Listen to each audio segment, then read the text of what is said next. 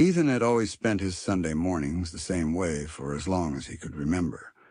Coffee brewing in the corner of the kitchen, the scent of vanilla pancakes on the griddle, and his mother humming the same old Sinatra songs as she flipped them with practiced ease. "Don't forget the syrup," she'd call, and he'd smile, grabbing the bottle from the top shelf like she hadn't been doing this ritual with him every weekend since he was tall enough to reach it himself. Ethan loved his mother deeply. Susan Wells was a single mom who'd raised him on her own since he was 4.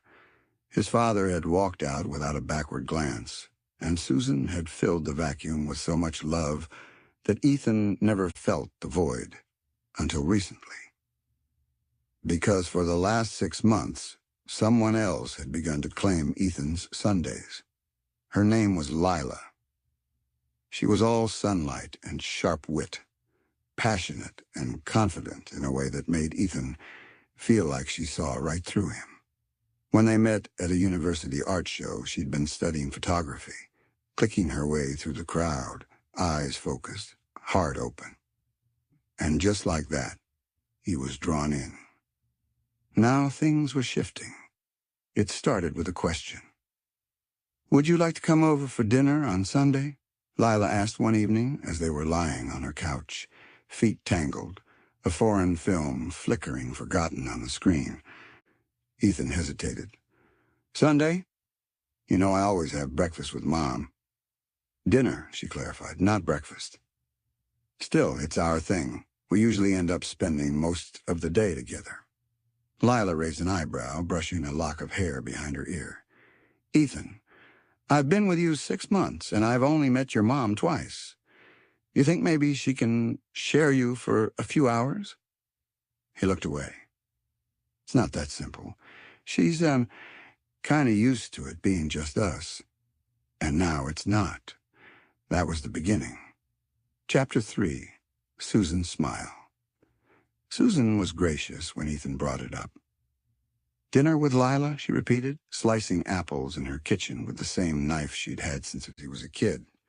"Sure, honey. We'll just do breakfast and then you go. You're okay with that?" She smiled, though it didn't reach her eyes. "Of course. You're a grown man. She seems nice." But when he left that Sunday evening, after a shortened breakfast and a long silence, he noticed something. The syrup bottle was still full. She hadn't touched her pancakes. The invitation. A few weeks later, Lila made a bold suggestion. "I think we should all have dinner together. Me, you, and your mom." Ethan froze. "You wanna... what?" "She's important to you. I want her to know I'm not a threat. That I care about you." He appreciated that, but he was also terrified. Still, he agreed. Susan was surprisingly receptive. She even insisted on cooking. On the night of the dinner, Lila wore a soft cream blouse and brought a bottle of wine. Susan answered the door in pearls. The conversation started light. Weather, work, Ethan's childhood. But midway through the salad, things turned. "So, Lila," Susan said, cutting her food precisely, "what do your parents think of you dating a boy with no father?" Ethan almost choked. Lila blinked. "They haven't mentioned it. They only care that I'm happy." Susan nodded slowly. "Good. Because happiness can be fleeting. You need more than feelings to build a life." There was a long silence. That night, Ethan and Lila argued in the car. "You didn't defend me," she said quietly. "I was shocked," he replied. "I didn't expect her to say that. She doesn't like me. She's just protective. She's possessive." Ethan couldn't answer that. He loved his mother, but he loved Lila too. And for the first time, he felt like he was being asked to choose. Old photographs. Later that week, Ethan visited his mother. She was going through old photo albums, flipping through years of birthdays and holidays. "You remember this one?" she asked, holding up a photo of them at the beach, Ethan clinging to her hand. "I do." I used to be your whole world, she said softly. You still are, he replied. No, I'm not, and that's okay. It just takes getting used to. Ethan felt a knot in his throat. I don't want to lose you, she whispered. You won't. But you can't hold me so tightly I can't breathe. She nodded slowly, like it hurt. Growing pains. Lila pulled back after that dinner. Not completely, but enough. She still saw Ethan, but she stopped bringing up his mom. Ethan, meanwhile, tried to keep both relationships afloat. He spent Sundays split between the two women, half the day with his mom, half with Lila. But the cracks were widening. I feel like you're not really present, Lila said one night. Like part of you is always worried about her. Susan wasn't faring better. She became more withdrawn, more critical when Ethan brought Lila up. She started suggesting blind dates for him as a joke. Just in case this one doesn't work out, she'd say, smiling too sweetly. Ethan felt himself unraveling. The break. It came to a head 3 months later. Ethan arrived at Lila's apartment, flowers in hand, only to find her packing a small suitcase. What's going on? I need space, she said. Not from you, from this triangle. He put the flowers down. Lila.